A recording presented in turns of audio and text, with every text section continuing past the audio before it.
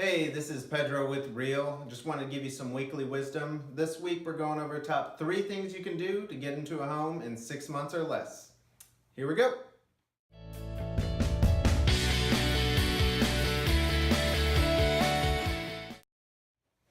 So let's get right into it. Top 3. Number 1 is going to be assess.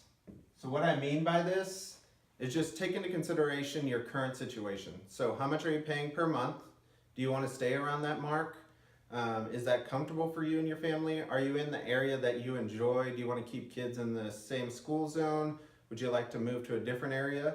So start out with that monthly payment. We'll kind of take it from there as far as what you're going to be able to qualify for down the road.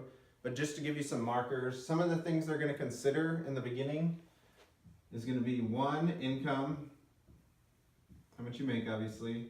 2 is your credit score. And on this one, they're going to be looking for around a 620 is going to be ideal. So whatever yours is now, if it's at 620, excellent. If it's above, even better, you're going to get a better interest rate. If it's below, we do have some vendors that we worked with in the past to help people get their credit up to where it needs to be. So if you have questions about that, let me know. And then 3 is going to be debts. So to qualify you, they're going to take these 2 into consideration, your debt versus income ratio. And we can get into that a little bit more once we speak to a lender. But that's just kind of number 1, assess. So number 2 is going to be deadline or timeline.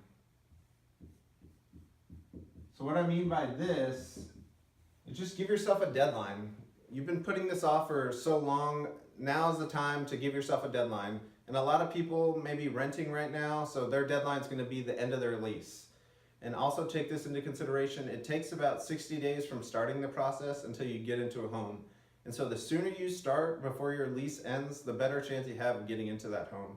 I gave you a 6-month marker, but if you just signed a lease, then you may not be able to get into that house right away without some penalties, and we don't want you to pay any extra money. So just consider that. Then number 3 is the big one, most important in my opinion.